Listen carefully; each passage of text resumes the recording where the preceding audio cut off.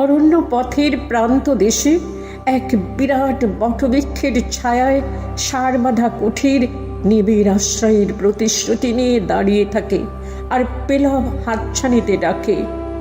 আশ্রমে ঋষিকুমারের দল কুয়াশা ঢাকা ভোরে অরণ্যের পথে বালার্কের নরম আলোয় এক নারীকে ঘুমন্ত দেখে। কোমল শাওলায় শয্যায় আঁচল বিছিয়ে শুয়ে থাকা এই নারী যেন স্বর্গ থেকে খসে পড়া স্বর্ণ কমলখানে। নীলাভ কেশ ছড়িয়ে আছে মেঘের মতো, তাতে ভোরের শিশির হীরের মতো জ্বলছে।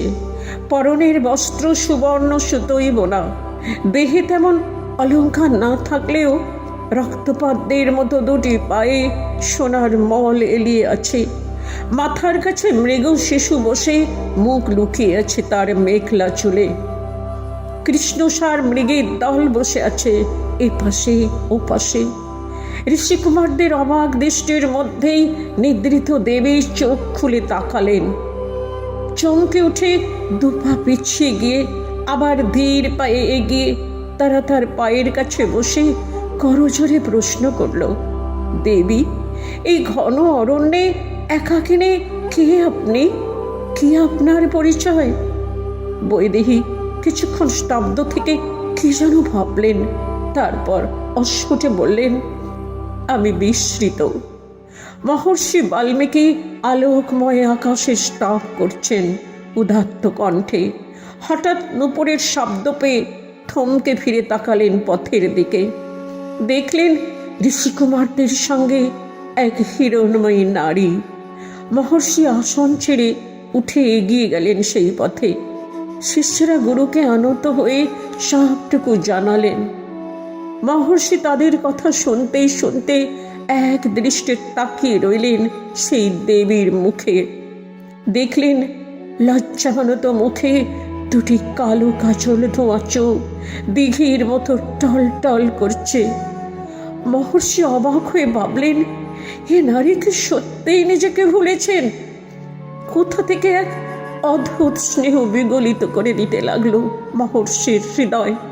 তিনি বুঝলেন, হে নারী বিশেষ কেউ, যাকে অরণ্য যত্ন করেছে, রক্ষা করেছে। মুখে ক্লান্তি থাকলেও চেহারার মালিন্য নেই।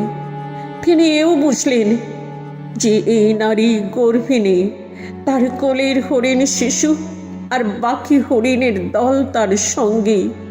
মহর্ষি মায়া ভরা কণ্ঠে ডাকলেন, মা। বৈদেহী তার কুল ও কুল ভাসানো দু চোখ মহর্ষির চোখে রেখে স্থির হয়ে রইলেন। রঘুনাথের আদেশ, বৈদেহী তার আসল পরিচয় প্রকাশ করতে পারবেন না কারো কাছে। তিনি যে রঘুকুলের লক্ষ্মী, রঘুপতির অর্ধাঙ্গী, সে সত্য প্রকাশ করা যাবে না। রাঘু ত্যাগ করেছেন তাকে, তিনি নির্বাসিত। তার পরিচয় থেকে, তার অধিকার থেকে, তার সম্মান থেকে। সত্যি তো তিনি কে তা নতুন করে খুঁজতে হবে তাকে। বৈদেহীর হৃদয় জুড়ে যে রামচন্দ্র সেই পুরুষোত্তম বৈদেহীকে শুধু প্রয়োজনের মন রাখতে এখন কঠিন সময়ে বিনা অপরাধে। মহর্ষি দেখলেন অনাম্বী নারীর দু চোখ ভাসিয়ে অশ্রুবন্যা অভক্ত শব্দমালা হয়ে নেমে এসে বুকের কাছে ব্যথার হাড় বুনছে।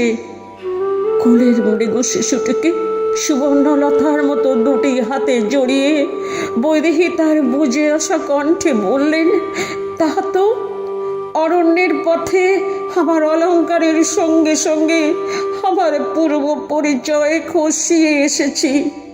এখন আমি সবটুকু বিস্মৃত।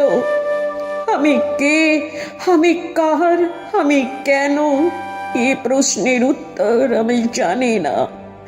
শুধু জানি এই অরণ্য যে আমায় আশ্রয় দিয়েছে, এই বসুন্ধরা যিনি আমার ধারণ করেছেন, আর জানি আমার গর্ভের সন্তান শুধু আমার। আমি তার পিতা, আমি তার মাতা।